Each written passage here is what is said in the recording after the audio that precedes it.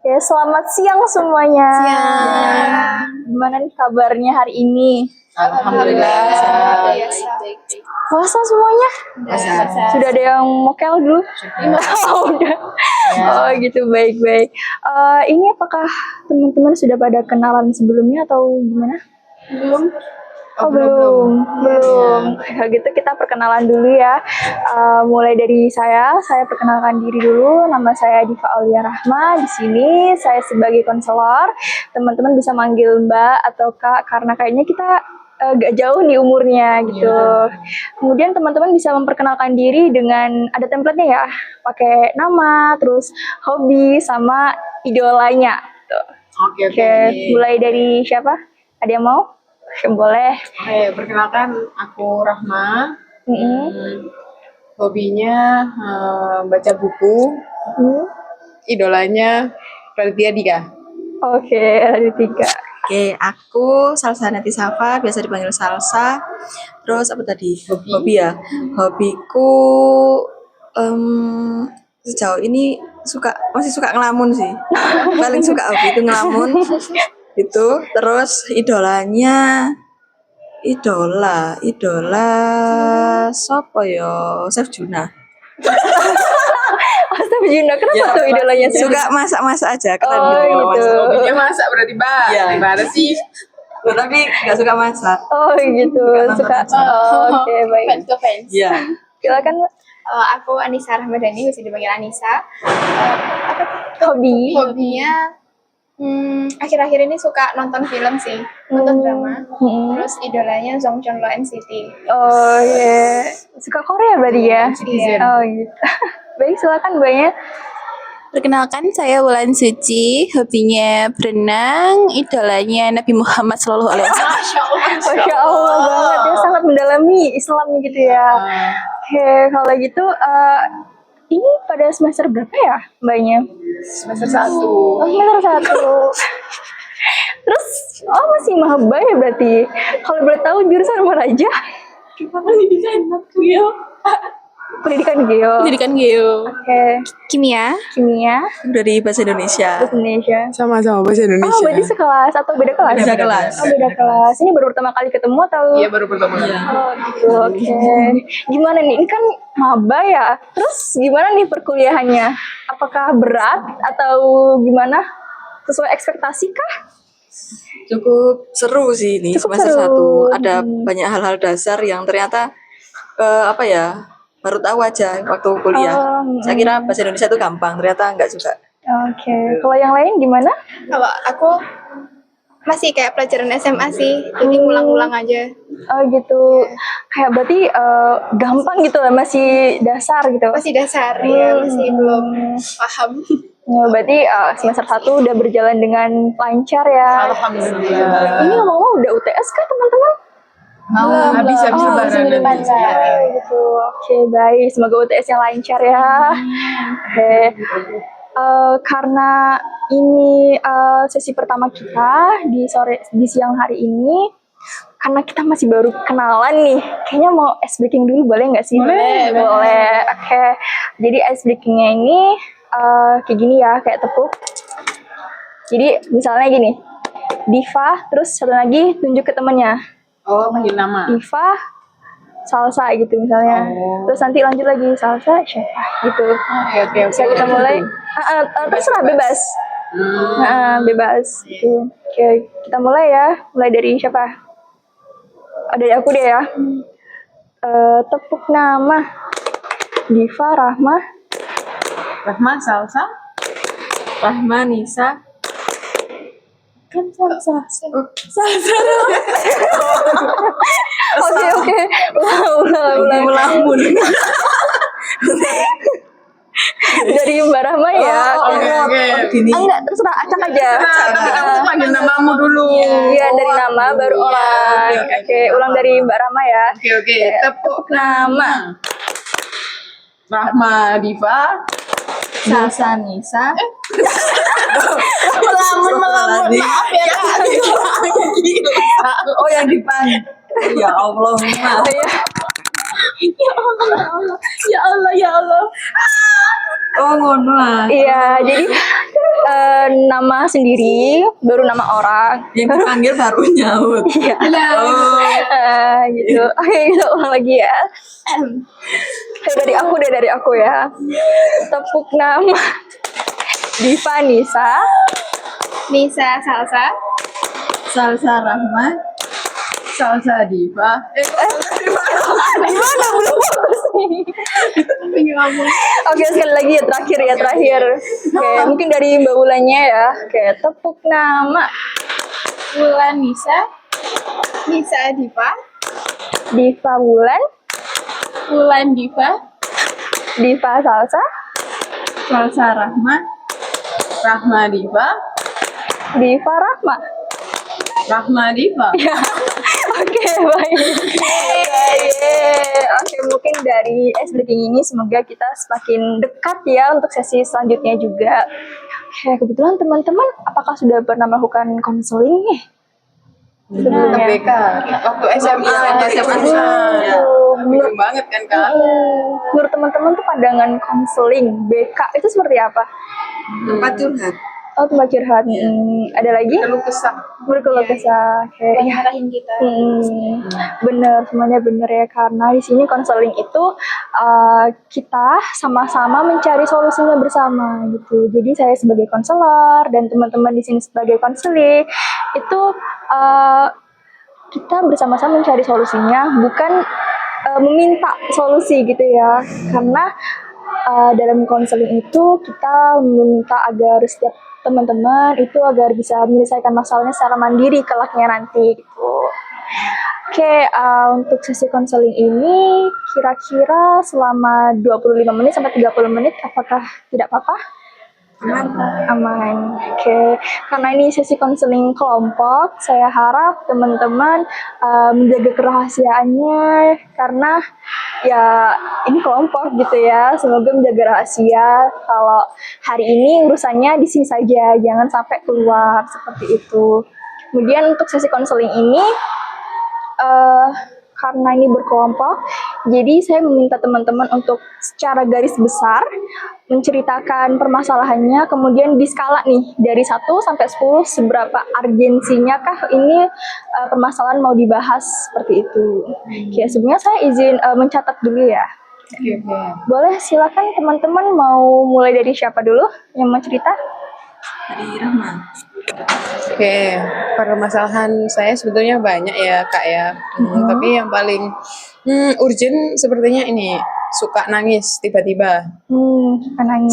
Sensitif. Kenapa Iya. tuh kalau suka sensitif? Gak tahu Kak, kayak lihat orang di pinggir jalan, kakek-kakek makan mie ayam sendiri aja kadang bisa nangis Kak. Padahal kakeknya bisa aja mau me time ya, tapi nggak tahu nangis aja gitu. Kakaknya naik taksi. Betul. Oke, baik. Oke. Terus selanjutnya boleh? Kalau aku itu kadang susah buat meluapkan emosi. Kadang jadi kayak diem terus aja gitu. Terus imbasnya kadang suka marah-marah sama orang rumah gitu. Padahal yang salah bukan orang rumah gitu. Itu sih, itu aja. Oke. Oh ya, lupa tadi skala urgensinya kira-kira Oh berapa? iya, skalanya berapa ya? 7,5. Kalau aku 8. 8. Kalau aku itu sih kan kalau nugas tuh kadang ada stres-stresnya ya. Kalau stres tuh nyanyi keras gitu, kayak berwisik banget gitu. Mungkin itu mengganggu orang-orang di sekitar. Skala urgensinya 7. 7, oke. Kalau saya ini sih Kak, kayak nggak terlalu apa ya, suka nggak enakan sama orang. Jadi kalau di depan nih iya aja, tapi kadang pas sendirian suka kepikiran kayak gitu. Mungkin skalanya 6. 6. Oke, dari semua permasalahan yang sudah ada, ini yang paling tinggi nih ternyata Kak Salsa nih. Ratingnya 8 nih. Gimana teman-teman, mau membahas permasalahan Kak Salsa hari ini? Ya, dari Kak Salsanya apakah menyetujui? Ya, silakan Oke, boleh. kalau gitu boleh diceritakan lebih dalam Kak Salsa?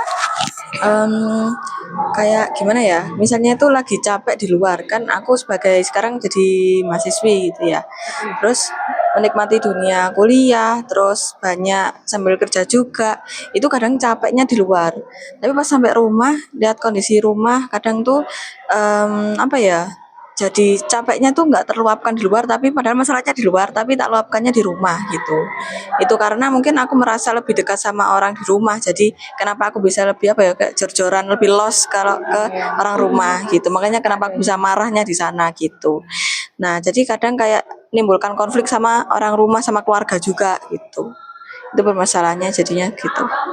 Oke, tadi Mbak Salsa bilang capek dari kegiatan banyak kegiatan, terus pas nyampe rumah tuh kadang-kadang malah meluapkan gitu emosinya. Ya, Itu kira-kira meluapkan emosinya tuh dalam bentuk apa nih? kadang itu waktu ditanyain sama keluarga kenapa gitu cuman diam aja, terus kayak kadang itu apa ya, dari sikap sih, dari sikap, bukan yang kayak bentak gitu, enggak, cuman dari sikap kayak gedubrak-gedubrak gitu, ada benda-benda yang gelodak-gelodak gitulah ya pokoknya gitu. Itu Oke, nah teman-teman kan tadi sudah dengar nih Mbak salah satu ternyata punya permasalahannya suka emosi ke orang rumah gitu. Teman-teman ada yang ingin ditanyakan kah atau ingin memberi masukan gitu biar lebih jelas permasalahan Mbak Salsa? Pertanyaan masukan. Boleh, Biasanya boleh ditanya. biasanya marahnya langsung ngomong apa cuma tindakan yang kayak Mbak Salsa bilang? cuman tindakan, dan orang rumah nggak tahu kalau aku kenapa-napa tuh nggak tahu, jadi cuman ada perubahan sikap marah aja. Oh, terus biasanya timbul konfliknya dari apa? Kan nggak tahu kalau marah. Timbul konfliknya jadi kayak bawa energi negatif ke rumah gitu. Itu yang menimbulkan konflik ke orang rumah. Jadi kayak ngapain sih gitu. Sewot-sewot gitu Iya, ya. sewot.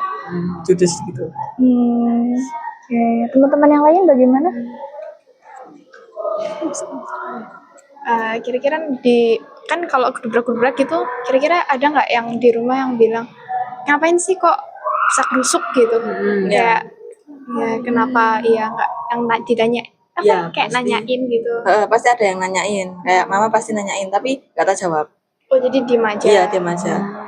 Silent treatment. Oh ya betul. Terus gitu kalau marah kan gubrak-gubrak itu leganya gimana? Atau setelah berapa lama? Leganya waktu sekarang kayak gitu kan pusing kadang tuh, lama-lama pusing sendirian. Terus tak pakai tidur. Bangun tidur udah normal gitu. Oke. Ada lagi teman-teman yang ditanyakan? Kalau tidak ada, saya tanya ya. Ini Mbak Salsa ini sudah kayak gitu itu sejak kapan sih Mbak? Sejak mungkinkah sejak SMP atau SMA? Sejak ini sih kayak apa ya, mulai ngerasain capek itu kayak mulai SMA mungkin. Kalau SMP ya biasa anak-anak kecil gitulah, masih bisa ngomong, terus lama-lamaan kayak susah buat mengungkapkan perasaan gitu.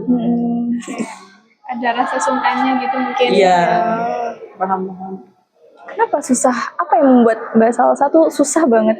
Apa ya, kayak nggak mau ngomong aja gitu, soalnya kayak udah males ngejelasin, kan udah capek dari luar, udah capek, terus di rumah capek juga, terus meluapkan emosi itu. Ketika meluapkan emosi itu lagi males buat jelasin gitu, jadi kayak lebih ke apa ya, kayak males, nggak ada tenaga buat mengkomunikasikan aku lagi ngapain, aku lagi kenapa ke orang rumah itu. Cuman efeknya yang diterima oleh oleh keluarga itu jadi kayak berisik gitu, kayak gerubak-gerubak, terus kan misalnya kita ada di sekitar orang yang lagi marah kayak gitu kan, jadi ikut apa ya, ikut mungkin ikut kepikiran, bisa jadi ikut jadi kayak ya ikut marah juga bisa gitu. Tapi kalau dari keluarga belum pernah yang sampai ikut marah sih kalau aku waktu kayak gitu. Tuh, alhamdulillahnya. Oke, gimana teman-teman yang tanyakan? Kira-kira pernah nggak sih kalau pas marah-marah banget kayak capek banget terus ada yang bikin marah terus jadi bentak gitu? enggak, soalnya kan kayak udah dipucuk banget marahnya gitu, terus kelepasan. Kira-kira pernah nggak? Belum pernah sih, soalnya kalau marah itu malah lebih ke nggak mau ngomong, bener-bener nggak mau ngomong, saking capeknya. males jelasin, ya nggak mau ngomong gitu, jadi nggak bentak. Oke, ada lagi? Ya, berarti saya tanya lagi ya Mbak Salsa. Tadi kan Mbak Salsa bilang kalau itu tuh berdampak negatif ke keluarganya tuh kayak membawa suasana buruk, terus bisa saja marah, tapi sama ini nggak pernah. Tapi kalau untuk diri Mbak Salsa sendiri, yang nggak bisa mengungkapkan emosinya itu jadinya seperti apa? Itu jadinya kayak apa ya? Jadi kayak bingung sendiri gitu loh, kadang kayak harus gimana itu bingung. Cuman walaupun kayak misalnya kan ada kayak aku marah-marah gitu tadi ya, terus bangun tidur udah aman, tapi jadi kayak numpuk gitu loh. Dan itu untuk benar-benar melepaskan itu tuh kadang aku butuh waktu lama. Kayak contohnya, jadi aku lebih ke cerita sama teman, sementara temanku itu kadang ya punya kesibukan masing-masing gitu. Itu jadi ya kadang ada agak lama buat bisa sharing sama temen gitu. Jadi masalahnya itu kayak lebih ke mendemnya. Nah, selama mendemnya itu yang bikin aku kayak jadi ya semakin capek gitu. Mau tanya dong, berarti Mbak Salsa ini lebih nyaman cerita ke temen daripada ke mama atau ke saudara? Iya, kalau yang lebih terbuka, soalnya kan masalah kampus ya. Kalau masalah kampus itu ke temen. Soalnya menurutku kayak kalau urusan kampus kan mungkin beda generasi juga. Kalau sama orang tua itu kadang kurang nyambung, takut kepikiran juga, dan kan sudah ada apa ya? Orang tua aku kan tunggal ya. Jadi itu. Jadi kayak aku takut kepikiran juga kalau cuman mama itu. Terus kalau ke temen itu karena dia apa ya? Punya latar belakang yang sama kayak aku. Jadi aku tahu kalau dia lebih paham, dan sebaliknya juga kami saling cerita gitu. Ya gitu, kira-kira seperti itu. Oke. Tadi teman-teman sudah menanggapi. Kira-kira Mbak Wulan, kalau di posisi seperti itu, Mbak Wulan biasanya ngapain? Kalau aku di rumah emang tipe yang suka cerita sama mama. Jadi kalau ada masalah biasanya aku hampir selalu cerita masalahku gitu. Jadi komunikasi gitu. Soalnya kalau terlalu dipendem itu kadang dampaknya kemana-mana.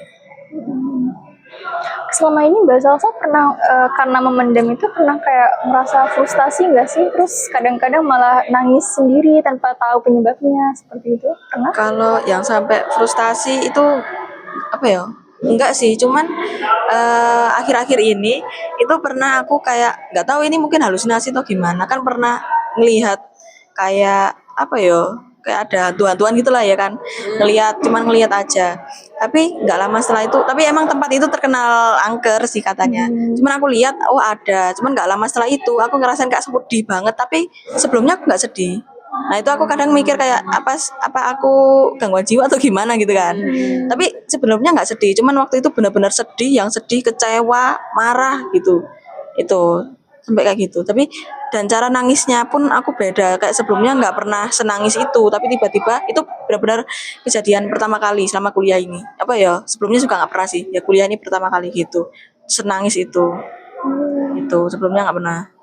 Ini tanggapan teman-teman tadi Mbak Salsa cerita kalau selama ini memendam sampai kadang-kadang memuncaknya pas di situ ya.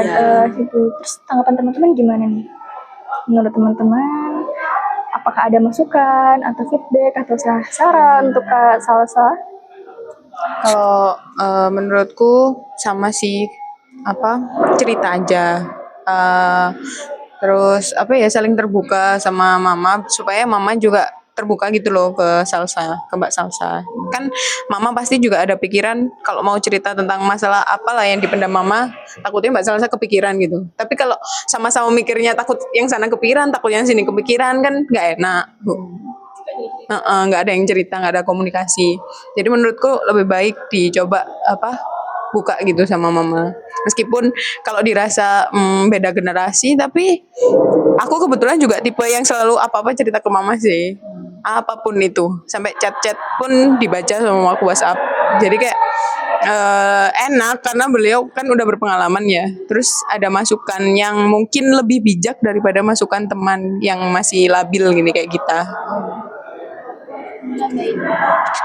Dan at least misalkan itu karena beda generasi, terus kayak ortu kita pandangannya ke zamannya mereka dan itu udah nggak relate, itu nggak didengerin pun nggak apa-apa. Tapi kan kita udah lebih lega karena udah cerita.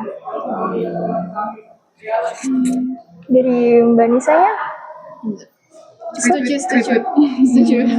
Oke. Oke, dari saran-saran dari teman-teman, kira-kira Mbak Salsa apakah ada kepikiran untuk kedepannya seperti apa nih Mbak Salsa? Untuk kedepannya ini masih apa ya, nyoba mulai berkembang aja buat cerita. Mungkin dari saran teman-teman mungkin bisa aku coba gitu. Cuman ya langkah awal untuk mencobanya itu memang ya berat, kayak nggak mudah buat cerita. Soalnya emang dari apa, kalau temanku ini kan ya cerita temen itu dia cuma satu ya anaknya itu dari SMP. Jadi udah lama dan dia benar-benar udah tahu wis semuanya seluk-beluknya gitu. Itu yang benar-benar ini.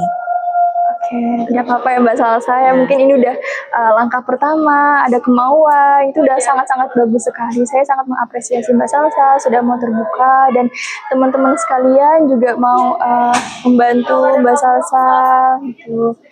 Karena mungkin waktunya sudah mau habis ya teman-teman. Untuk sesi berikutnya mungkin kita bisa menjadwalkan minggu depan dengan permasalahan sama atau bisa jadi dengan permasalahan yang lainnya gitu kita bahas seperti itu. Bagaimana teman-teman? Apakah tidak apa-apa? Ya, sepakat. Yes. Sebenarnya saya izin menyimpulkan ya, tadi Mbak Salsa udah sangat berani untuk menyampaikan perasaannya. Terus tadi Mbak Salsa juga udah ada kepikiran untuk bagaimana langkah awalnya. Seperti itu. Saya juga sangat berterima kasih Mbak Salsa sudah terbuka, sudah mau cerita. Pada teman-temannya juga terima kasih udah mau memberikan saran, masukan yang sangat luar biasa. Partisipasinya juga sangat aktif gitu. Kemudian nih dari konseling kita siang hari ini, perasaan teman-teman sekarang kayak gimana nih? Terutama Mbak Salsa nih, gimana nih situasi? Jadi lebih merenung lagi. Iya loh, jadi lebih introspeksi lagi gitu. Soalnya kan yang ya dari aku memang ya nggak mau cerita kan dari aku gitu. Coba-coba lagi nyusun strategi gimana caranya untuk mengurangi hal itu. Gitu. Kalau dari teman-teman gimana nih perasaannya di konseling ini dengan tema yang seperti ini? Senang sih, soalnya dapat kayak belajar pengalaman baru gitu. Oke, lagi? Mungkin kayak pesan buat aku sendiri, jadi kayak lebih aware sama teman-teman juga. Barangkali ada masalah yang sama dan nggak bisa cerita, itu mungkin kayak kita bisa bantu mendampingi.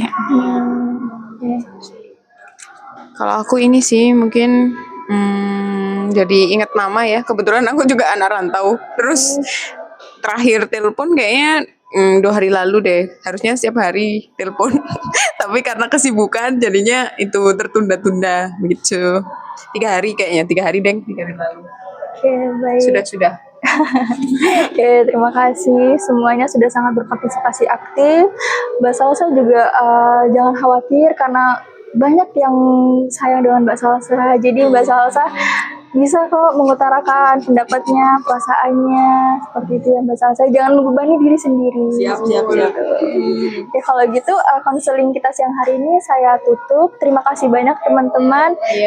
Sampai jumpa. Dadah, terima kasih.